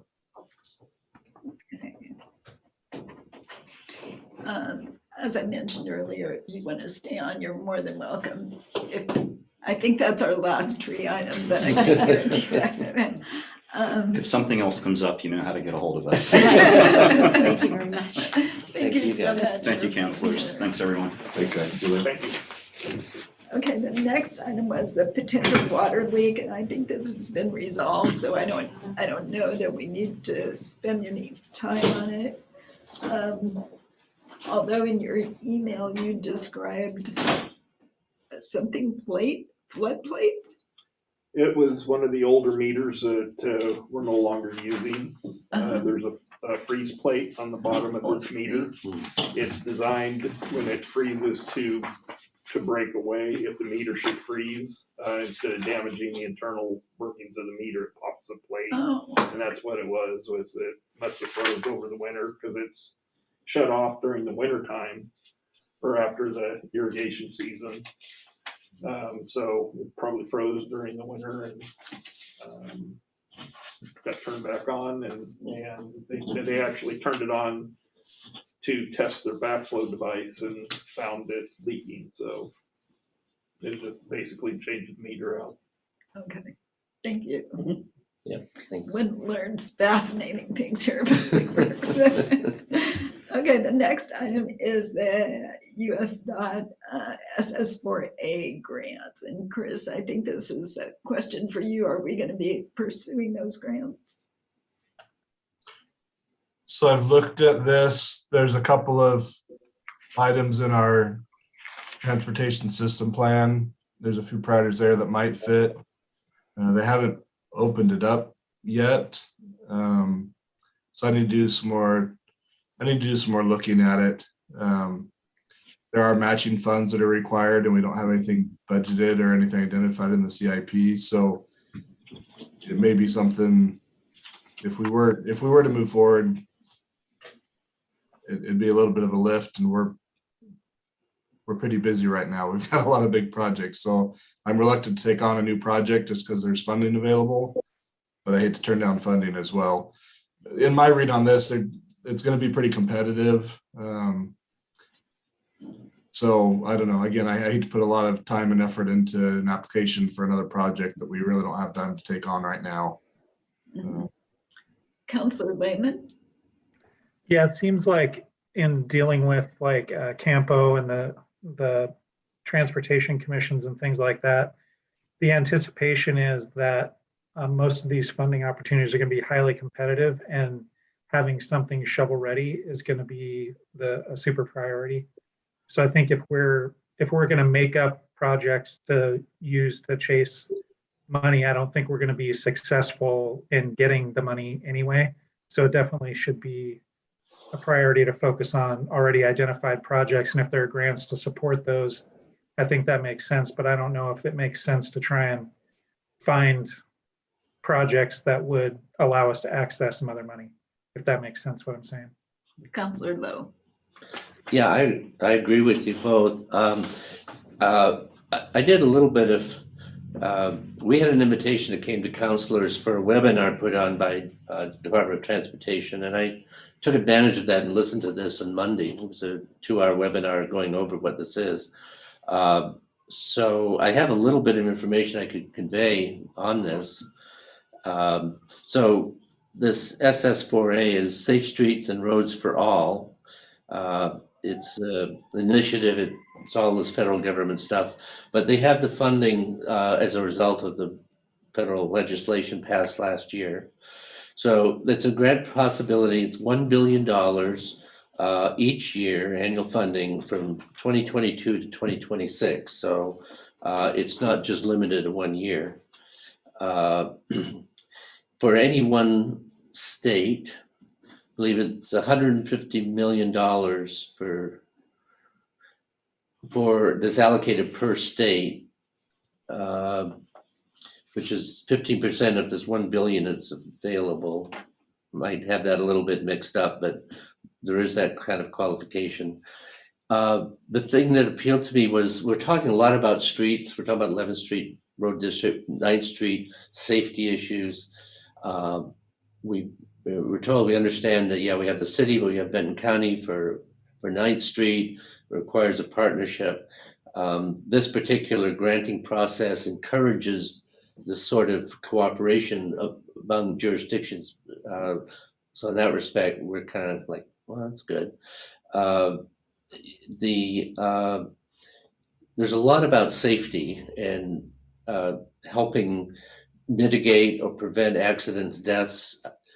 You know, I don't know from that standpoint, we've got a lot of deaths or accidents on that road that we can point to, but I think this could also apply to potential, the risk of such happening, and I think the risk is definitely there.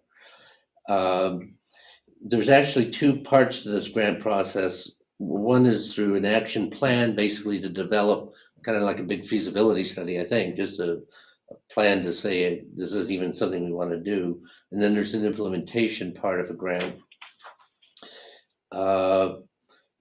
There was a whole lot of reference information given to kind of support what this is doing. But to me, the big appeal was it ties into our streets, safety in streets, maybe an extension of the Safe Streets for Schools program, only this is more. So I would encourage us to look into it a little bit more, not just say, well, we don't take something else on.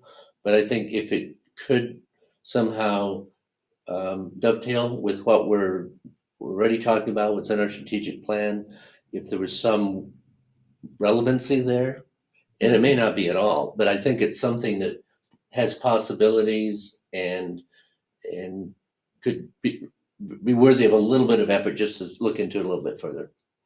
And this webinar I watched, by the way, is on their DOT site somewhere, so you can kind of hear. There's a lot of like boilerplate in the beginning about safety and everything else, but there is a section there that specifically has a few slides pertaining to this grant process, what it does, which to me was the meat of it that really was helpful. So I just wanted to bring it up. That's excellent, thank you. I know for me, the obvious appeal was in conjunction with North 11th Street. Is this something that we can tap into to help get that project done or help make changes on 9th Street or 12th? Right. Yes. In my mind and listening to it, I'm not sure it'd be applicable for 11th Street. Oh, really? 12 at this stage of where we are with it. I think there'd be a lot of trying to bring things together to make that work. But more in 9th Street, I'm thinking of. It's where, and we haven't really got into that, but we've just heard so much from citizens about how dangerous that is. And I don't know, if down the road, if 9th Street was being looked at as a way to connect with West Hills as another way to get around the city, this would have money potential. And again, if you're partnering with the county, I don't know. It just seems like it has a few things that are like, yeah, a little bit of looking into it. Well, where I was referencing within the TSP is this is really geared as Councilor Lowe said, it's really geared towards safety and identified safety areas. There's only a handful of areas within our TSP that are specifically called out due to safety concerns. At any time you can add bike lanes, that's going to be a benefit for the community, but it doesn't necessarily say you need to add bike lanes on College Street because it's unsafe and you have all these accidents and near misses, right? It's just a good idea in general to put a bike lane in where you can. And so, I looked through our TSP and looked for areas that are specifically called out because of a safety concern, and there's just not that many in there, which is what we would lean on. Where the money may be better spent is it is about forming these official, what do they call them? Like a comprehensive safety action plan, I think is what they call it. Right. And there is the availability for the metropolitan or the MPOs, the metropolitan plan organizations, they can apply for these funds as well. I've not talked to our MPO yet, the COG, to see if this is something at the level, like the Campo level, that they want to take this on and get a grant where we could do a regional comprehensive safety action plan. But again, you're going to talk about what are those highest safety concerns within our region then. And fortunately, I just don't think the city has a lot of those areas. At least we don't have the data to support that we've got a lot of unsafe areas. You talk about Highway 20 between Corvallis and Albany, where you've had accidents and fatalities and all that. I mean, regionally, that's an area of concern. You see ODOT spending money there. It's really looking at those bigger safety projects, and I just don't think we've got those in town. Yes. Yeah, and I agree too. From what I heard in the webinar too, is that this was referencing the federal government direct money coming to us. It didn't really talk about the state's involvement so much, but it also did encourage looking at collaboration, say with council governments and maybe Campo and that this could just be another source of funds coming in from this angle that might be useful. And maybe it wouldn't apply to Philomath at all, but it was just something that was intriguing. It's a new pot of money that's surfaced, and Why not? you never know. Yeah. But yeah, it's, I just want to bring it up. Warrants further Yeah. investigation. Councilor Lehman has a hand up. Counselor Lehman. Yeah, I was wondering, Counselor Lowe, did they say anything in the webinar or in the explanations if these might be useful funds for emergency preparedness or something like that, given kind of the drought situation we're facing and our proximity to combustibles? I'm just wondering if there was any consideration maybe for emergency preparedness as part of this project or these grants. No, there was really no tie into that. It really was an emphasis on streets, pedestrian safety, transit.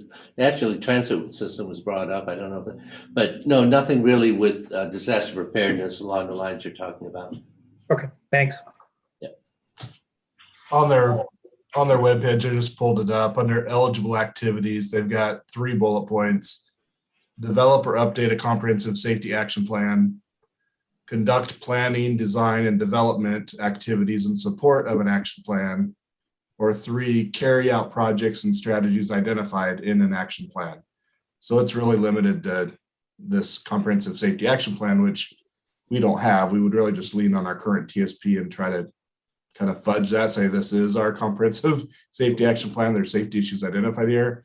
But really what would be most successful would be an application to say we want to do a comprehensive safety action plan for the city of Philomath or for the Campo region and try to get funding for that effort.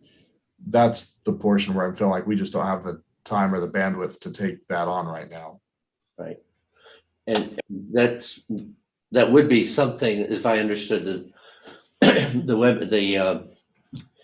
the discussion was, yeah, that would sort of exactly that this would be funding to do that kind of help with that plan, putting it together, and maybe, so maybe at a Campo level or COG level or something like that. But there was a lot of it was directed towards doing that planning, putting together that type of plan that would help reduce, that would promote safety for pedestrians and motorists. Great. Any other comments? Okay. Let's move on to streetscapes. Kevin, I think you made a few general comments about the status. I know in our last council meeting, it was suggested that this project would not be starting until next summer. And Chris, I wondered if you could comment on that. Yeah, I've not heard that from anywhere. I kind of took pause when that statement was made at the council meeting as well. I'm not sure what the source there was, but I can share. We had a meeting with ODOT last Wednesday, not yesterday, but week before, and looking at the budget on this project. We're still on schedule as far as going out for the RFP and getting bids in for end of July.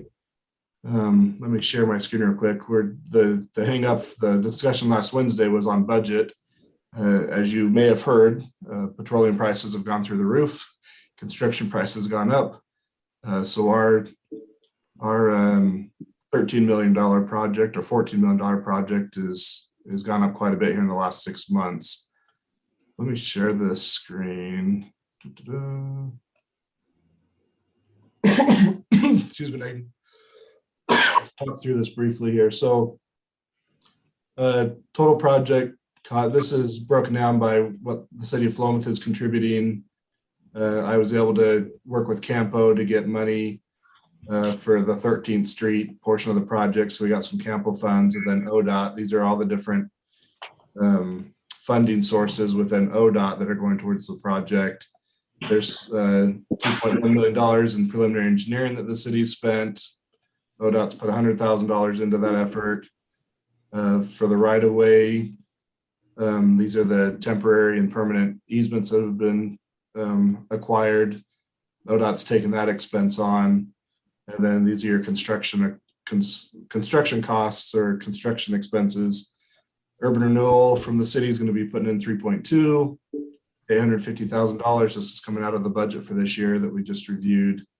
300,000 from storm STCs, 150,000 from street fund.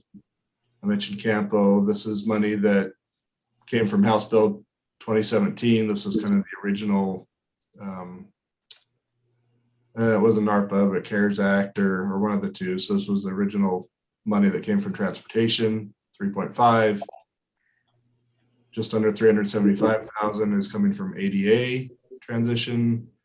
These are leverage funds. These were geared towards projects that just needed a little bit of extra money to make them happen for Region 2. So we got 2 million there, and then some fix-it SWIP funds, 610,000. So in total, we've got $14.3 million. Our current PS&E project estimate is at 15,999, so right at 16 million. So we've got about a $1.7 million shortfall on budget.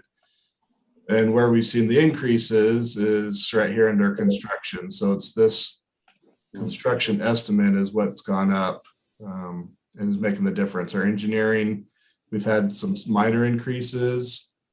The right-of-way acquisition was a little bit more than anticipated, but the big jump that we've seen that's making up the majority of this 1.687 is really, it's as simple as just that the asphalt costs have gone up dramatically. So a lot of asphalt for this project, obviously, and we've seen a substantial increase in the bids that ODOT's seeing recently on asphalt costs. So that's been the big driver. ODOT's looking to see, what other funding they might have available for this. The city's pretty much tapped out on what we can provide. I mean, this brings our street SDC down and just about nothing. We can't do a whole lot more for storm. That's just about everything we've got there. Street fund, there's a little bit more, but again, it's not going to touch this number. I am going to reach back out to Campo, see if we can bump this number some, but again, it's specific to 13th Street. So if I can identify that the cost of 13th Street has gone up, I'm able to get some additional funds there, but it's going to be specific to the 13th Street price increases, not the total project, right? So that's where we're at. I'm optimistic that ODOT's going to be able to be fairly creative and going back up, and it's more than just our regional level, it's going above our region to look for that kind of funding. So that's where we're at. We're kind of at that same spot where we just don't have enough money for the project. We were there, and then the goalpost kind of got lifted up on us by $1.7 million. Just cost of construction has gone up dramatically. So it sounds like you don't see that delaying the project, but We're not counting on it delaying the project, but if ODOT doesn't have that extra 1.7 to put towards the project, then the project will be put on hold. And we just won't, if we don't have the money, we can't go out to bid. So yeah, we'll put the project on hold and see if prices can come down. There's very little in the project. We've looked at things we can strip out of the project to save some money.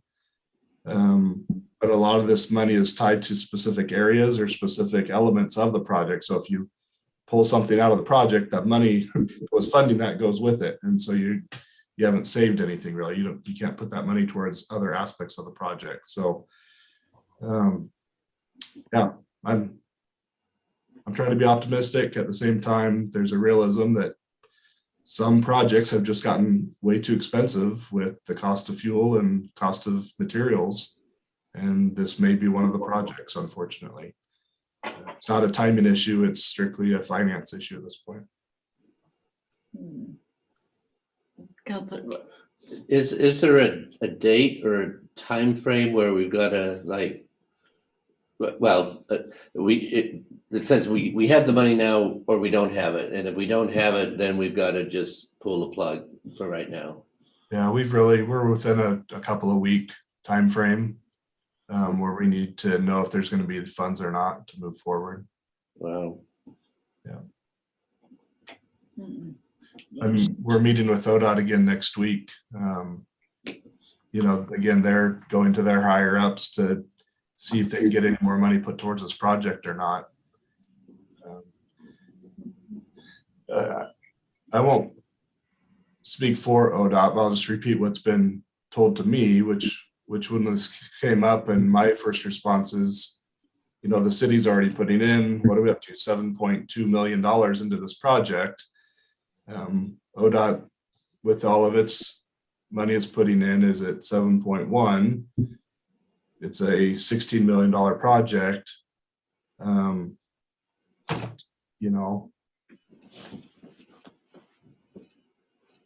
When it was asked, well, is the city gonna be able to come up with the difference, 1.7? I said, we don't have any extra money.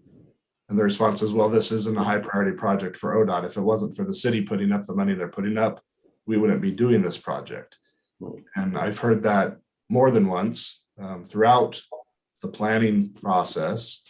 I've been told that from ODOT and feel like it's a little disingenuous, I guess, because we're getting complaints almost on a daily basis now about the condition of Applegate and Main Street. And so for them to say this isn't a high priority project for them, I don't know is completely genuine. If the city were to take our additional $3.2 million of urban renewal, there's a lot of things we can do in the city for $3.2 million that doesn't include putting money for new asphalt on the highway, ODOT's highway, frankly. So if ODOT's not interested in the project, then there may be some benefit in circling with the city council and having a discussion about what it would look like to not spend our additional $5 million on this project and to spend that money other places. And then when it does become a high priority for ODOT, then they can come and talk to the city about making this a priority project and having them pay for it. So I don't know. We'll see. We'll see here in the next 2 weeks. I'll have a little bit better information and know where ODOT's coming from. Councillor Lehman. Yeah, do you have a ballpark idea what our sunk costs are on this project at this point? So we've spent just under $2 million in engineering and then just staff time. So primarily at this point, it's the engineering. And is that engineering spend transferable? So if like 3 years from now, we decide, yeah, we're going to do the project, is it going to have to be completely re-engineered, or can we carry that over with updates or whatever?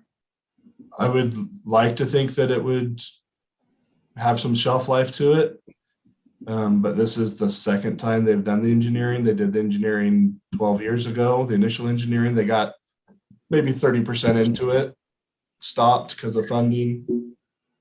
A lot of that initial 30%, they ended up having to go back and redo because things had changed maybe more slightly than what they thought it would have. So there'll be some shelf life, and we're far enough into design now that I don't see things changing there. So yeah, I mean, maybe it's good for, I don't know, a year, 3 years, 5 years, maybe even 10 years out. It's still going to be good engineering as long as standards don't change, ADA requirements don't change, intersection requirements don't change. There's any number of things on the state highway system that could change that would make this engineering invalid or need to be redone. But I don't know enough to foresee what those changes would be. Right.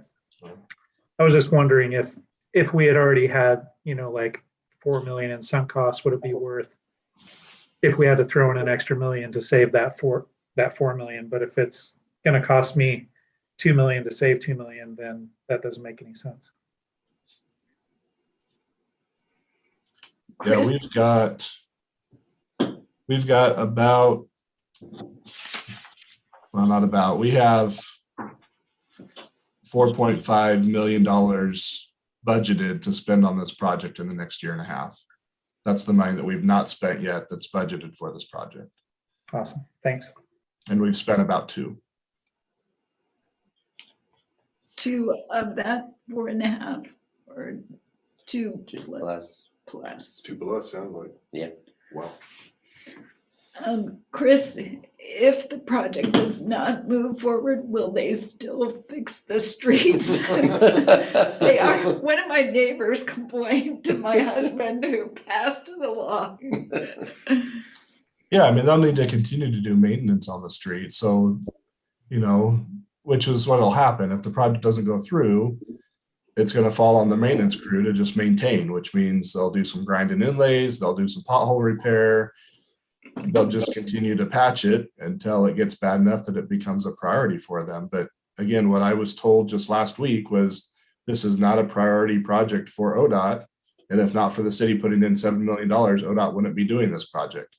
I just have a hard time believing that, knowing the condition of Applegate and Main Street. But there's, you know, obviously there's other places in the region that are in worse condition or higher priority. Okay. Well, I appreciate all of the information. I wonder if we could do a quick update on the water treatment plant and then leave the last two items for our next meeting. And I think you gave a brief update on the water treatment plant. Yeah, it's still, last report from the engineer was going out at the end of this month or early next month for the reservoir and following it up with the treatment plant in August, around the August time. Okay. So do you see, foresee any delays there? Say no. Say no, yeah. Counselor Lehman. Yeah, just to go back to the last topic, I'm sorry, just occurred to me, but if the project isn't going to go forward, then we wouldn't be required to do the bioswale project, but is that something we want to look at anyway, just because of the overall benefit?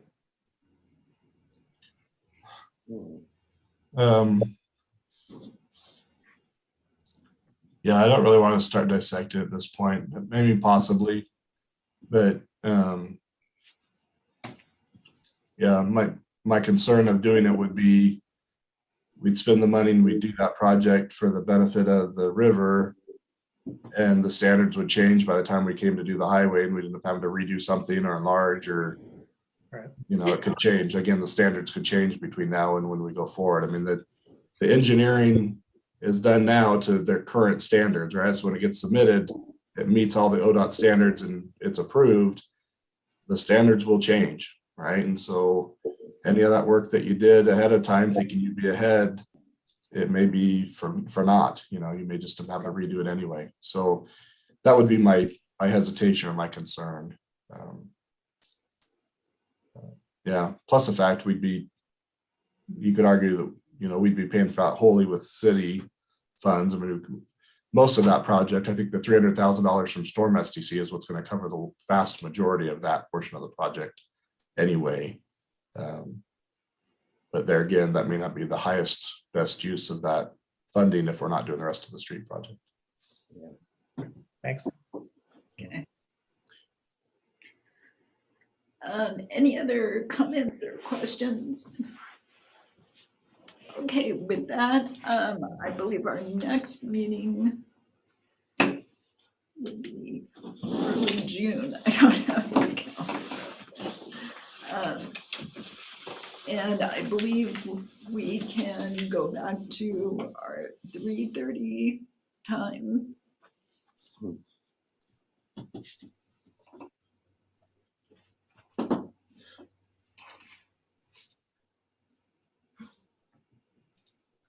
Are you thinking like June 2nd? Is that- Is it first Thursday in the month, or? June 2nd is the first Thursday in the month.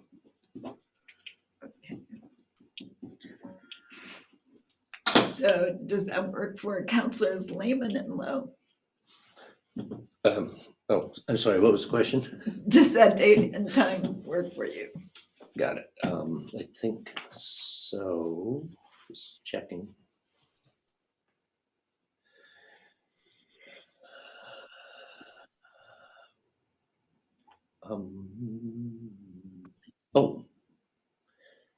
June what again? June Second. 2nd. Perfect. Yep, that works. Perfect. How about you, Matt? Yeah, that looks good for me so far. Okay. Well, thank you very much for your time, everyone, and your input. And with that, I will adjourn the meeting for today. Thank you. Awesome. Good night, everyone. Right. Bye. Feel better, Chris. Thank you. Doesn't sound like he's. Look at June 2nd.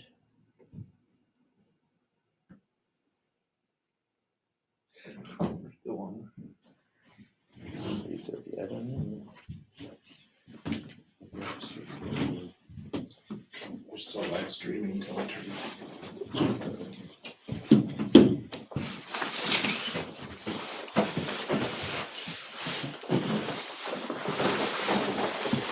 The recording has stopped.